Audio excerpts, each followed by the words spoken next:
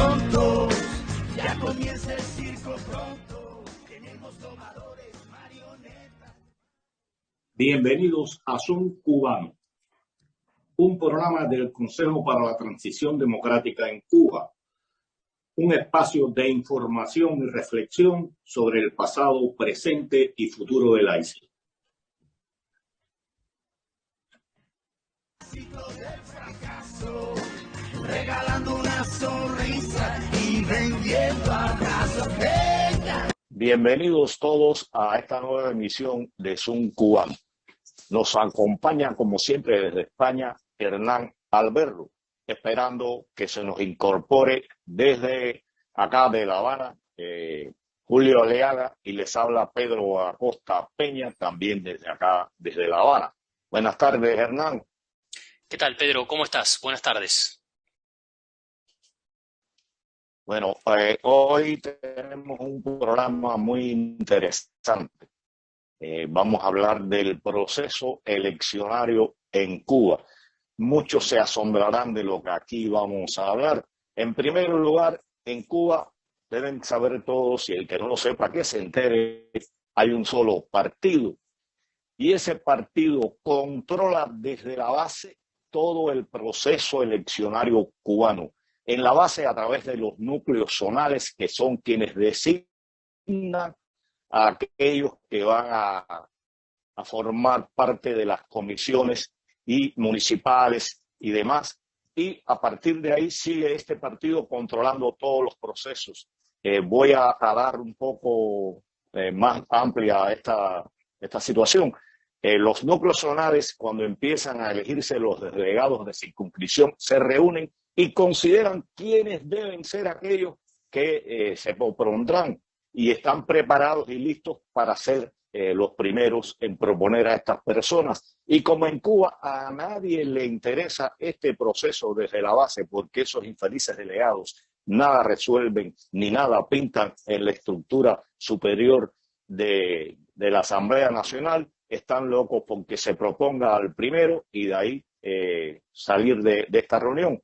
Después hablaremos un poco más de lo que sucede en las elecciones, pero bueno, esta es la idea central de que el partido desde la base hasta la Asamblea Nacional controla todo el proceso. Y una curiosidad, el presidente de la República de Cuba es elegido por 600 personas de esta Asamblea Nacional, que en un 95% son miembros de ese partido que dirige el país o de la Unión de Jóvenes Comunistas, la organización juvenil del partido. O sea, 600 personas eligen a este presidente, lo que representa un 0,006% de la población cubana. Bueno, y ahí tenemos en el día de hoy para hablar de este tema a varios invitados. Leandro Amigo, director ejecutivo de Transparencia Electoral desde Argentina.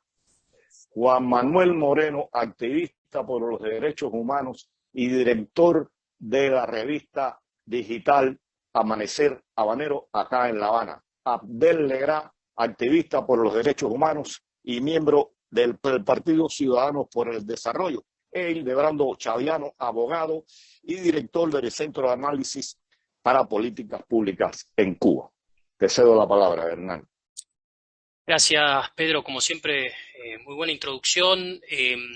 Como decías, una sola aclaración o dos. Una, Leandro querido, es el director de Transparencia Electoral, un experto en elecciones, un experto en sistemas electorales, ha observado elecciones en buena parte de América Latina y ha escrito un libro, Así se vota en Cuba, del cual seguramente estaremos hablando en el programa de hoy. Y bueno, y segunda aclaración también tiene que ver con el motivo, ¿no?, de este programa, que es que supuestamente, vamos a decir así, este es un año electoral en Cuba, aunque por lo que me dicen, y tú me corregirás, Pedro, no parece tal, ¿no? Sí. No, este año debieron realizarse las elecciones de los delegados de base, pero en la última Asamblea Nacional se postergó por un año más este proceso eleccionario, alegando la situación que confronta el país con la pandemia. Realmente lo han pospuesto por la situación que confronta el país en todos los órdenes de la vida y el descontento popular que aún más iba a perjudicar este proceso electoral, donde se ven obligados a reunir varios CDRs, que es como los comités de defensa, para que parezca que hay bastantes personas y cumplir con el requisito del 50% más uno a la hora de realizar estas asambleas, cosas que nunca se cumplen. Ahí falsean toda la información, pero sí debió hacerse en este año ese proceso eleccionario de base.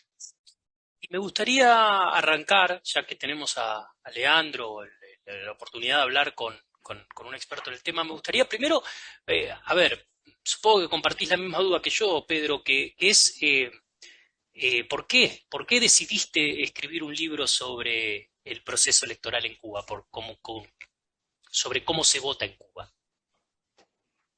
Hernán, Pedro, no sé si me escuchan bien. Sí, perfecto. Sí. Bueno, sí, efectivamente. Me hacen mucho esa pregunta, ¿no? Digo, ¿por qué nos dedicamos a trabajar el tema Cuba? Y la respuesta es casi obvia, ¿no? Porque en el mundo politológico, de la ciencia política, hay muchos estudios que se concentran en la forma en que hacen elecciones los países democráticos. Y es como que ese recorte deja de lado muchos aspectos que han sido soslayados o marginados del debate, de la investigación, del análisis, que tienen que ver con las elecciones bajo regímenes no democráticos. Y porque se decía, quizá de modo muy general, ¿para qué estudiar esas elecciones si sabemos que de hecho son simulacros, ¿no? Digo, que no representan nada, que carecen de legitimidad, pero sin embargo me da la sensación que más allá de ese primer análisis o de la primera conclusión, el primer abordaje, hay algo que se puede dar cuenta, hay algo que se puede describir, hay algo que se puede analizar y que se puede investigar, porque si bien en muchos regímenes no democráticos se realizan elecciones, estas presentan distintas características y por lo tanto hicimos un segundo recorte que tiene que ver con la realidad del hemisferio y en ese caso encontramos el caso Cuba, que es como un caso diríamos muy original, negativamente original, porque claro, ya es un país que lleva 70 años sin elecciones libres, ¿no? Digo, si nos vamos al golpe de Batista previo a la revolución, nos encontramos con que el periodo democrático en Cuba fue muy corto, ¿no? De 1940 a 1952. Y entonces, ahora se está investigando mucho, ¿no? Digo, lo que ha pasado en ese periodo, inclusive por historiadores cubanos, en ese periodo corto democrático.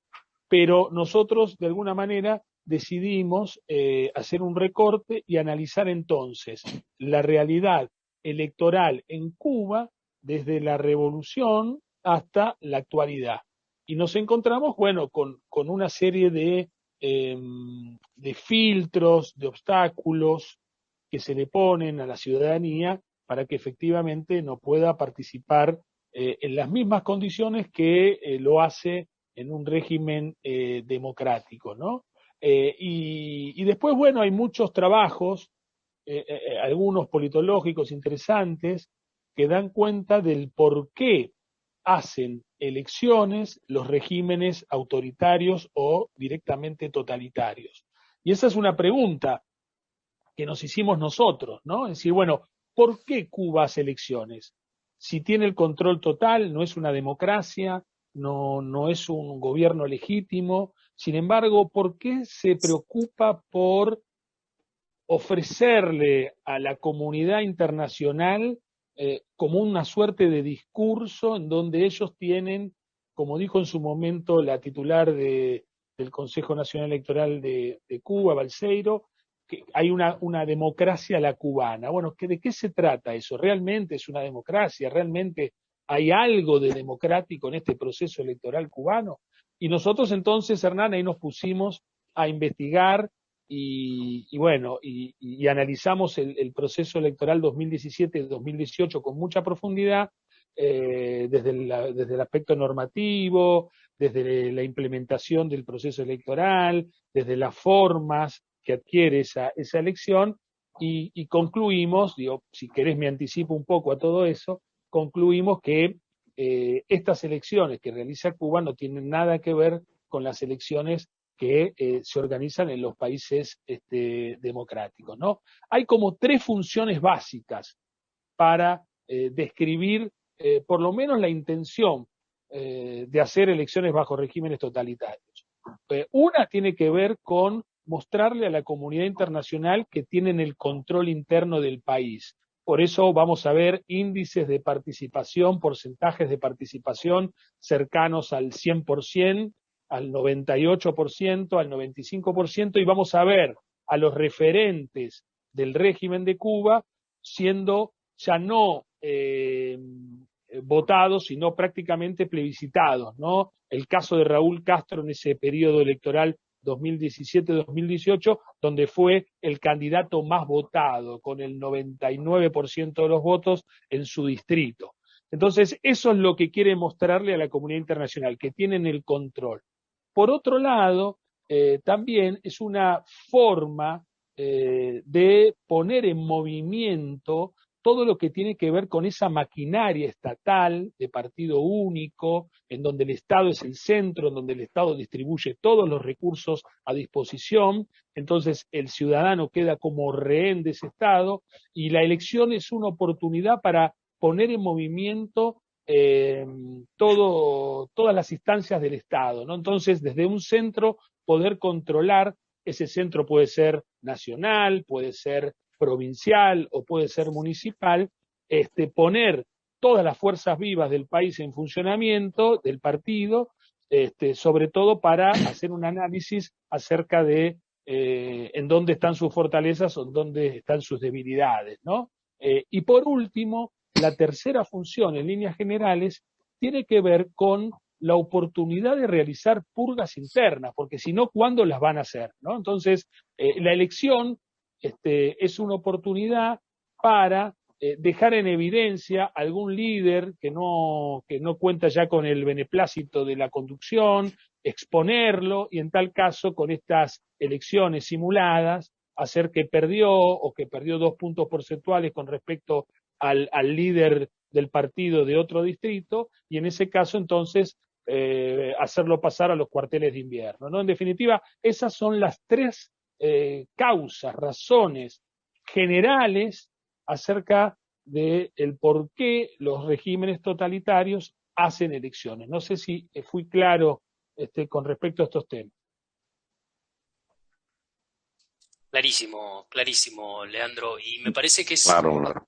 Te dejo la palabra, Pedro, si quieres introducir a nuestro primer invitado de Cuba. Sí, cómo no, pero antes quería hacer algunas precisiones que, como decía, el caso cubano es sui generis. Está más plegado de trampas. Por ejemplo, a nivel de base se crean las comisiones de circunscripción. Esa está siempre presidida por un militante del partido y militantes de la juventud, 5 o 6 personas. Ahí sí usted puede ir y observar la votación tal y como fue. Es un derecho que usted tiene. Ahí va, yo participé en varias de esas conteos de votos. Ahí no hay trampa. La trampa, cuando empieza, a partir de ahí que van ascendiendo el Consejo Popular, después a nivel de municipio, a nivel de provincia y a nivel de nación. Y ahí desde la circunscripción en adelante no hay nadie que pueda observar ese conteo de votos, esa suma de votos, y es un solo partido quien lo controla. Ahora haremos un corte en este programa para no hacerlo muy largo y en los próximos continuaremos hablando de cómo es el proceso eleccionario en nuestro país. Para ello seguiremos entrevistando a los que en el día de hoy participaron junto a nosotros. Los esperamos en las próximas ediciones. Un saludo a todos. Hasta la próxima.